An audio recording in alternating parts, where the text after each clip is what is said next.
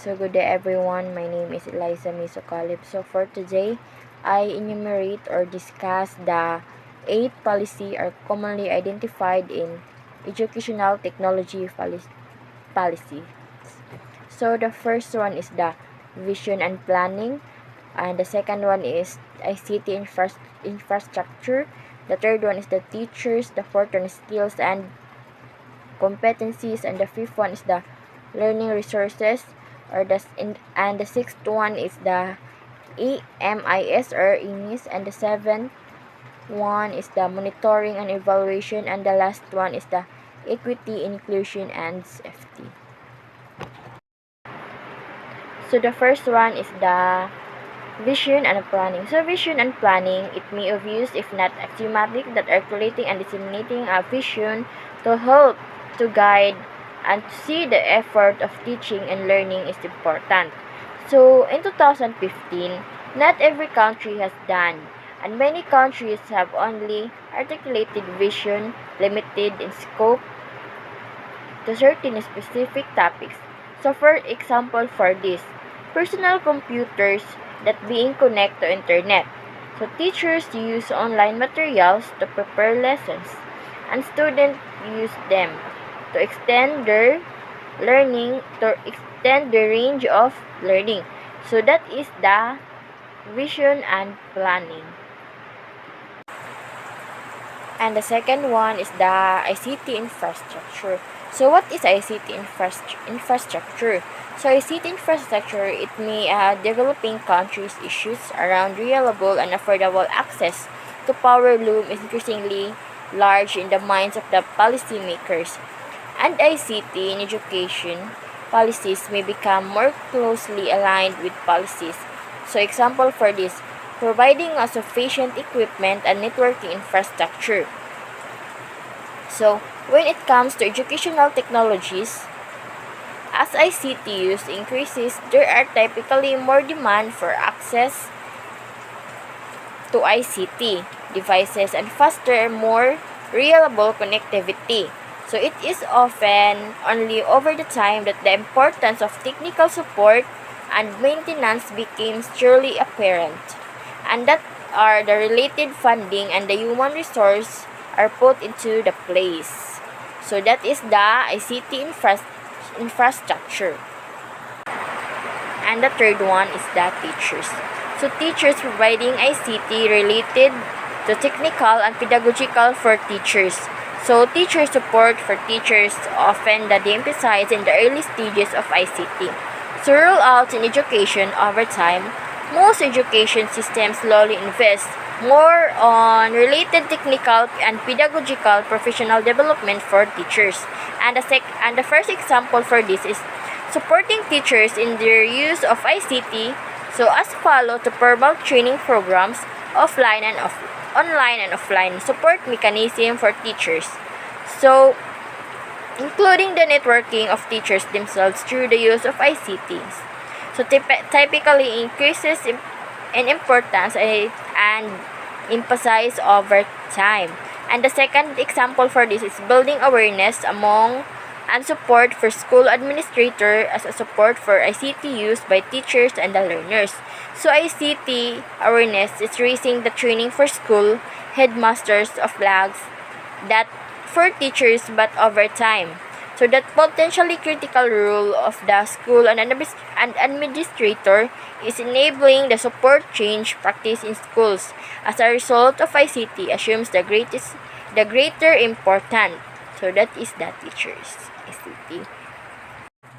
And the fourth one is the skills and competencies. So identifying ICT literacy and digital competency standards, offering related training, support assessment, and certification. So one common rationale for investment in ICTs in education system is to promote the development of ICT literacy. So in the early stages, this usually means an aptitude with basic super applications. So it is about developing higher order skills associated with more complex digital literacies. So especially related to how ICTs can be used supporting student learning. So example for this is articulating supporting ICTs enabled to lifelong learning opportunities. So as ICT use more widespread across an education system, and as more people develop basic related skills and competencies, increase the utilization of ICTs for learning activities outside of and beyond formal schooling typically increases. So that is the skills and the competencies. And the fifth one is the learning resources. So what is learning resources, by the way? So learning resources is the early stages of ICT deployments in the school. Investment in devices is often prioritized over investment in the content that will be made available through the use of such devices. So over time, these changes and issues related to the mapping of digital content to specific circular objectives. So intellectual property and the creation of digital teaching and the learning materials by the students and teachers gain greater prominence. So example for this is the supporting the development, dissemination, and utilization of digital learning resources. And the next one is the EMIS. So EMIS is the policies around education management.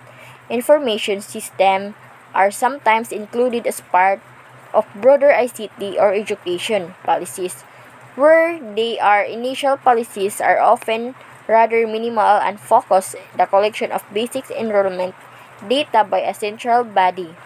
So, as ICT use becomes more prevalent across the education system, are more systematic and holistic views of data collection, processing, analysis, and dissemination emerge.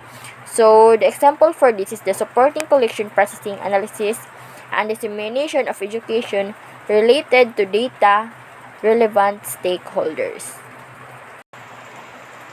And the next one is the monitoring and evaluation, assessment, research, and innovation. So, monitoring ICT in education and evaluating impact teaching and learning. So, as countries invest more in ICTs, as investment become more strategic, so greater emphasis in monitoring and evaluation typically occurs involving from a simple counting of basic inputs. So example, how many computers are in school, to more sophisticated attempts to impact on learning. So that is the monitoring and evaluation, assessment, research, and innovation.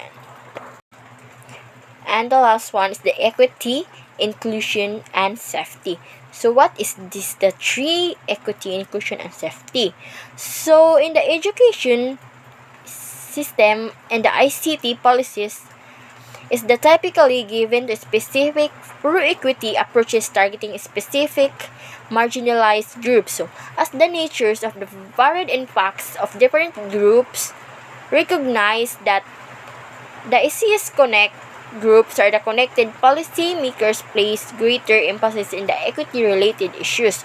So example, articulating and supporting efforts to promote ethical practices related to use ICT in education, including the safety, security, and the data appropriate privacy provision. So digital safety issues the promotion of practices meant to create greater awareness around digital ethics, typically only emerge in the later stages of the policy related to ICT or education. Exemptions around the world. Students' privacy issues are the most considered addressed in ICT education and policies. So that is the equity, inclusion, and the safety. So that's all. Thank you.